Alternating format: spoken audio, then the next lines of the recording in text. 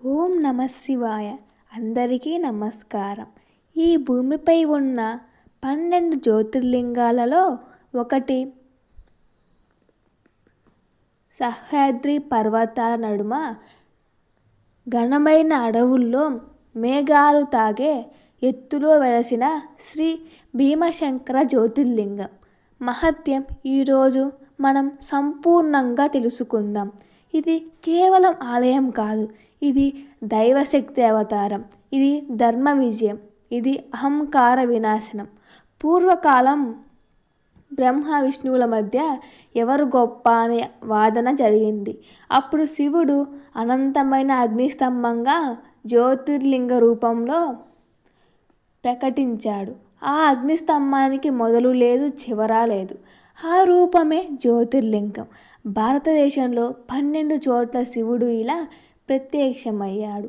అందులో ఆరవ జ్యోతిర్లింగం భీమశంకర జ్యోతిర్లింగం. ఈ ఆలయానికి భీమశంకర అనే పేరు ఎందుకు వచ్చింది అంటే, భీముడు అంటే అసలు ఎవరు, శంకరుడు అంటే ఎవరో తెలుసుకుందాం.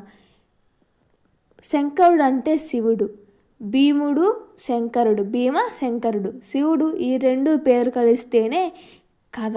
ఈ ఆలయ మహత్యం త్రేతాయుగంలో కుంభకర్ణుడు అనే మహారాక్షసుడు ఉండేవాడు.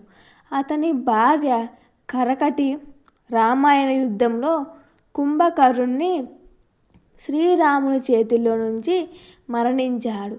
ఆ తర్వాత కర్కటి తన గర్భంలో ఉన్న శిశువుతో తీవ్రమైన తపస్సు చేసింది.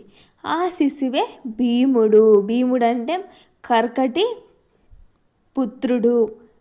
భీముడు పెరిగాక తన తండ్రి మరణానికి ప్రతీకారం తీర్చుకోవాలని ఘోర తపస్సు చేశాడు. బ్రహ్మదేవుడు ప్రత్యక్షమై వరము కోరుకో అన్నాడు. భీముడు, నాకు అపారమైన శక్తి ఇవ్వాలి, దేవతలను కూడా ఓడించే అంత బలం కావాలి అని అన్నాడు. అప్పుడు బ్రహ్మ వరం ఇచ్చాడు. అంతే, ఇంకా భీముడు అహంకారంతో నిండిపోయాడు. తరువాత భీముడు దేవతలను హింసించాడు, ఋషులను వేధించాడు, యజ్ఞాలు నాశనం చేశాడు. ముఖ్యంగా శివభక్తుడైన రాజు కామరూపుణ్ణి బంధించాడు. భీముడు అప్పుడు అన్నాడు, నీ శివుడు ఎక్కడ నా శక్తి ముందు, ఆయన ఏమి చేయగలడు, నా శక్తి ముందు ఏం చేయలేడని అహంకారం. అప్పుడు రాజు కామరూపుడు శివలింగాన్ని పూజిస్తూ నిత్యం ఓం నమ శివాయ అనే జపం చేసేవాడు. కామరూపుడు అలా జపం చేసేసరికి భీముడి కోపంతో ఆ శివలింగాన్ని ధ్వంసం చేయబోయాడు. అదే క్షణంలో ఆ శివలింగం నుంచి మహాజ్యోతి వెలసింది.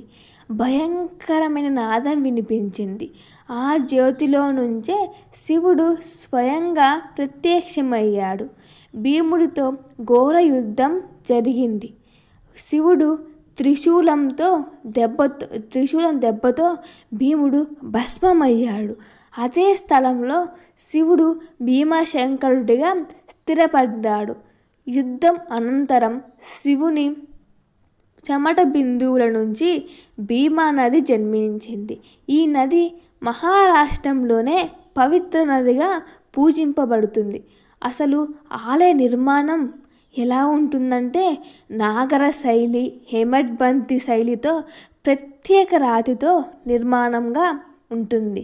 గర్భగుడిలో స్వయంభూ లింగం, శివపార్వతుల శిల్పాలు ఉంటాయి. ఆలయం చుట్టూ భీమశంకర వైల్డ్ లైఫ్ శాంక్చువరీ అని ఉంటుంది. ఇక్కడ అరుదైన జంతువులు, పవిత్రమైన ప్రకృతి, ఋషుల తపోభూమి, వాతావరణం ఉంటుంది. ఇక్కడ భీమశంకర దర్శనంతో శత్రుభయం నశిస్తుంది, అహంకారం తొలగిపోతుంది, రోగాలు తగ్గుతాయి, సంతాన భాగ్యం కలుగుతుంది. చాలామంది భక్తులు అద్భుత అనుభవాలు చెప్పుకున్నారు. ఈరోజు భీమశంకర క్షేత్రం కైలాసంలా మారుతుంది. శివరాత్రి టైంలో కైలాసంలా మారుతుంది ఈ క్షేత్రం. అసలు భీమశంకర జ్యోతిర్లింగం మనకు చెప్పే సందేశం ఏమిటంటే అహంకారం నాశనం అవుతుంది, భక్తి ఎప్పుడు గెలుస్తుంది, ధర్మం చివరికి విజయం సాధిస్తుంది అని తెలుపుతుంది. ఓం నమః శివాయ. ఇంతటితో ఈ పుణ్యక్షేత్ర జ్యోతిర్లింగంలో భీమశంకర జ్యోతిర్లింగం గురించి 6వ జ్యోతిర్లింగం ముగిసింది. ఇంతటితో నెక్స్ట్ కాశీ వారణాసి అయిన శివలింగం గురించి, జ్యోతిర్లింగం గురించి తెలుసుకుందాం. మీరు ప్రతిరోజు కనీసం 15 నిమిషాలైనా దేవుణ్ణి తలుచుకోండి. అప్పుడే మీలో ఉన్న చెడు బుద్ధి తొలగిపోతుంది, అలాగే మంచి చేకూరుతుంది.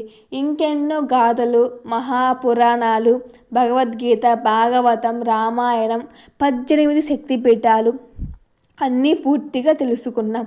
సో అవన్నీ చూడకపోతే అవి కూడా చూసి తెలుసుకోండి. ఇంకా శివరాత్రిలోపు పంచారామాలు, జ్యోతిర్లింగాలు పూర్తి చేసుకుందాం.